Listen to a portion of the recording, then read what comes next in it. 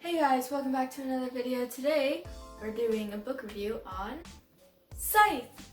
So Scythe, to me, I think is a dystopian kind of novel, fantasy, futuristic kind of feel. So this is a cover and basically it's just red. It says Scythe on the spine. It has a yellow back with the description of the book, which I will read in a second, with little red parts at the top and bottom. And then this is a scythe, and it has the title up here and Neal Shusterman down here. So what this book is basically about is about scythes. And scythes are like grim reapers, so they kill people. In this world, death doesn't exist, disease doesn't exist. Anything that can kill you basically cannot kill you anymore. And the only thing that can kill you is a scythe. But this is the description on the back. Thou shalt kill. A world with no hunger, no disease, no war, no misery. Humanity has conquered all those things and has even conquered death. Now scythes are the only ones who can end life, and they are commanded to do so in order to keep the size of the population under control. Scythe and Rowan are chosen to apprentice to a scythe, a role that neither wants. These teens must master the art of taking life, knowing that the consequence of failure could mean losing their own. They learn living in a perfect world comes only with a heavy price. Basically, yeah, death doesn't exist, disease doesn't exist, but now there are people being hired to kill other people based on statistics, based on feeling, based on just a random choice. Because this world is so perfect, overpopulation can happen, so the scythes are there to stop overpopulations. I gave this book a 5 out of 5 stars. I really liked it because it was very suspenseful, and every plot twist that ever happened in this book you would have never predicted. I think this is the most unpredictable book I've read so far this year. I really appreciate that. I do love those sappy, predictable books, of course, but when it comes to like an action book that is not based on a love story, I love when it's unpredictable. I don't love being able to predict everything that goes on in more of an action-based book. I think Neal Shusterman wrote this book very well. The writing in this book is just magnificent in my eyes, and maybe you could be that person that doesn't like the story itself, but you do analyze writing, and this writing is pretty good. So I really do highly recommend this book to readers out there. I did want to mention I do have friends that don't read, but they did in fact pick up a book before in their life, and some of my friends have even picked up this book specifically. They loved it and they lived for it, and it was everything they could have asked for, and they just couldn't put it down. Just like me. I literally could not put this down. I had to read it and read it and read it. It was a journey that I was so there for. So now I'm going to talk about what's going on inside the book without trying to give any spoilers. And this follows two main characters, Scythe and Rowan.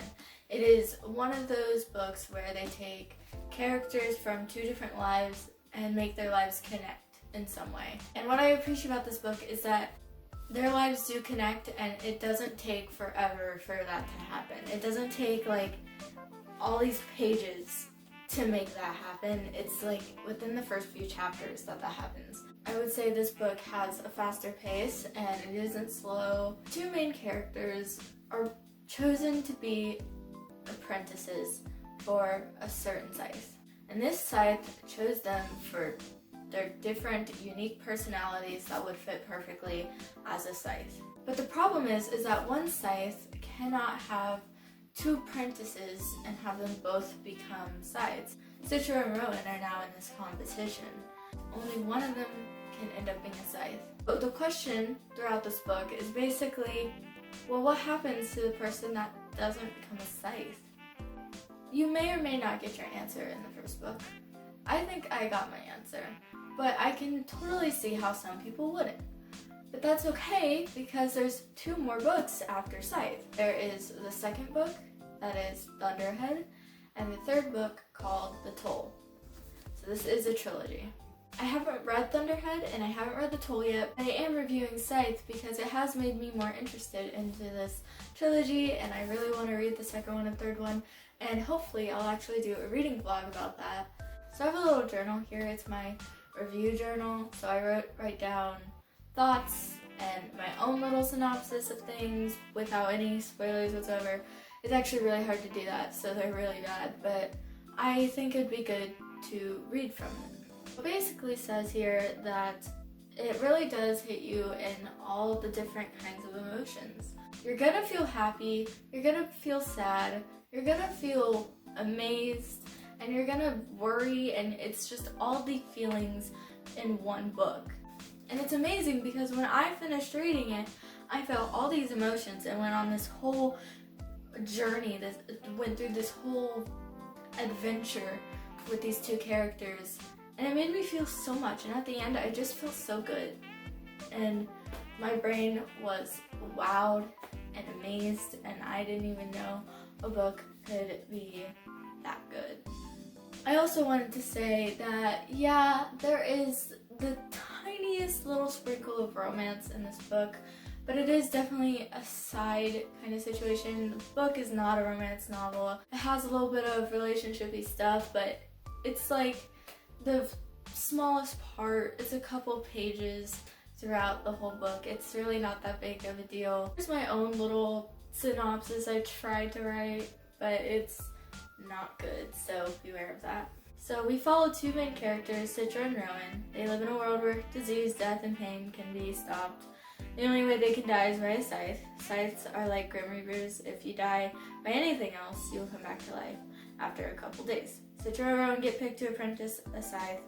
Only one of them can win, and that brings on multiple trials for them. This book is in the future, right?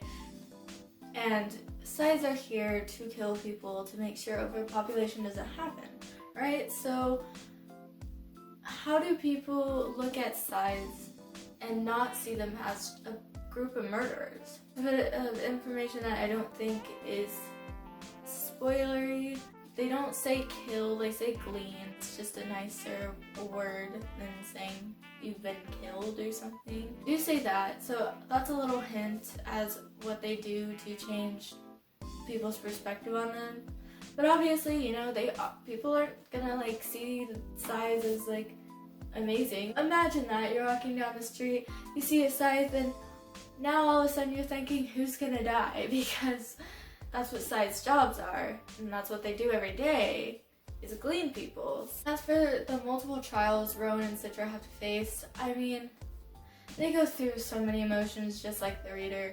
They have to fight so many of their internal battles and external battles. Citra and Rowan have to learn to basically compete with each other and have no relationship.